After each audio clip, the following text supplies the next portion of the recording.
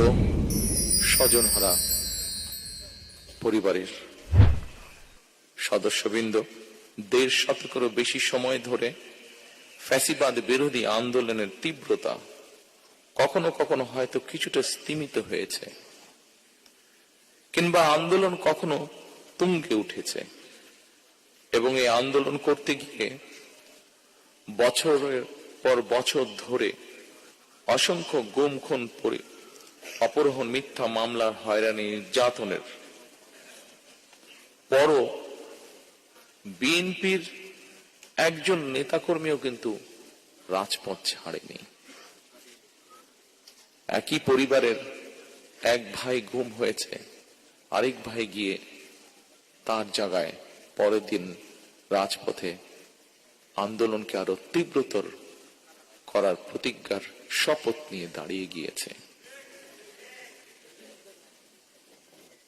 কৌশলের নামে গুপ্ত কিংবা সুপ্ত বেশ ধারণ করেনি বিএনপির কর্মীরা। আমি বিশ্বাস করি, দৃঢ়ভাবে বিশ্বাস করি, যে দলের নেতাকর্মীরা অন্যায়ের বিরুদ্ধে এ ধরনের আপোষহীন ভূমিকা রাখতে পারে, সেই দলের বিরুদ্ধে ষড়যন্ত্র কিংবা অপপ্রচার চালিয়ে কেউ এই দলকে দমন করে রাখতে পারবে না ইনশাআল্লাহ। ফ্যাসিবাদী আমলের নির্যাতনের শিকার আমার সামনে বসা হাজারো প্রিয় মুখ, আপনাদের আত্মত্যাগ, আপনাদের বুক ভরা কষ্ট আমরা যারা আজ পেছনে রয়ে গিয়েছি, আমরা আমাদের সর্বশক্তি দিয়ে চেষ্টা করব যাতে এটি বৃথা না যায় ইনশাআল্লাহ। ফ্যাসিবাদ বিরোধী আন্দোলনে যারা গুম হয়েছে, যারা শহীদ হয়েছেন, তাদের প্রতি আগামী দিনের গণতান্ত্রিক যে রাষ্ট্রের আকাঙ্ক্ষা আমরা দেখছি, সেই গণতান্ত্রিক রাষ্ট্র এবং সরকারের অবশ্যই অনেক অনেক দায় এবং দায়িত্ব রয়েছে। রাষ্ট্র কখনোই আপনাদেরকে ভুলে যেতে পারে না।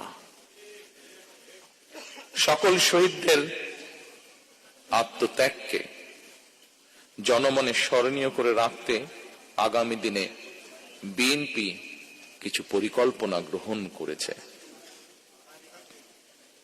যদিও নির্বাচন কমিশনের বাধ্যবাধকতার কারণে এই মুহূর্তে আমি হয়তো বিস্তারিতভাবে সেই পরিকল্পনা আজকের এই অনুষ্ঠানে তুলে ধরতে পারছি না, কিন্তু তারপরে বলতে যদিও কষ্ট হচ্ছে যে আমরা দেখেছি নির্বাচনের কমিশনের রিসেন্টলি কিছু বিতর্কিত ভূমিকা বা বিতর্কিত অবস্থান। তারপরেও রাজনৈতিক একটি দায়িত্বশীল রাজনৈতিক দল হিসাবে আমরা ধৈর্যের পরিচয় দিতে চাই।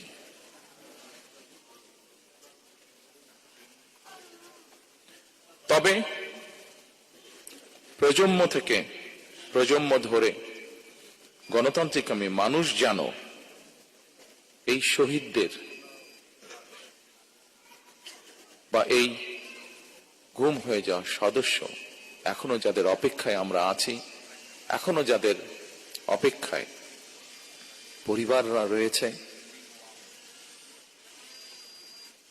সেই শহীদদের আত্মত্যাগ থেকে প্রেরণা লাভ করতে পারে প্রজন্মের পর প্রজন্ম। এই কারণে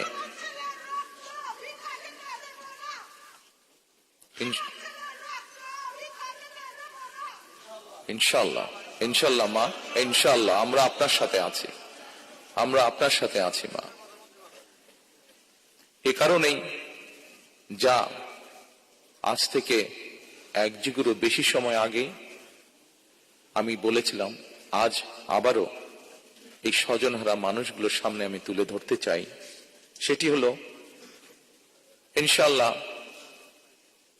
আমাদের দল বাংলাদেশের মানুষের সমর্থন নিয়ে রাষ্ট্র গঠনে, সরকার গঠনে সক্ষম হলে পরে আমরা এই শহীদ পরিবারদের নামে রাষ্ট্রের, দেশের গুরুত্বপূর্ণ সড়ক কিংবা রাষ্ট্রের বিভিন্ন গুরুত্বপূর্ণ সরকারি বেসরকারি স্থাপনার নামকরণ করব,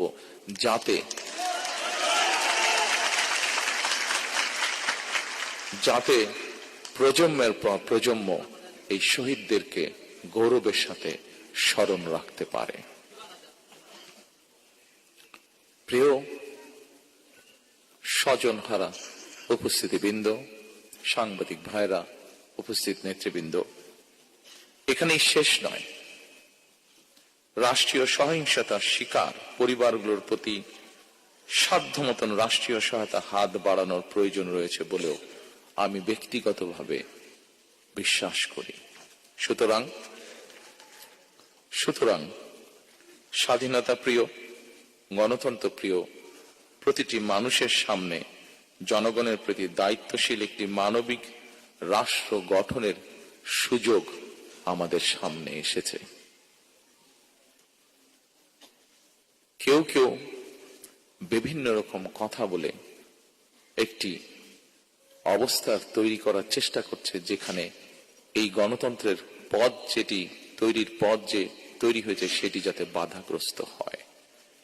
আমি অনুরোধ করব আপনারা, এবং আমি অনুরোধ করব বাংলাদেশের দলমত নির্বিশেষে প্রতিটি মানুষ যারা গণতন্ত্রে বিশ্বাস করেন, সেই প্রতিটি মানুষকে আজ সজাগ থাকার জন্য, যারা বিভিন্ন উসিলা দিয়ে বিতর্ক তৈরি করে গণতন্ত্রের পথকে আবার নষ্ট করার বা ব্যাহত করার চেষ্টা করছেন, তারা যাতে সফল না হয়।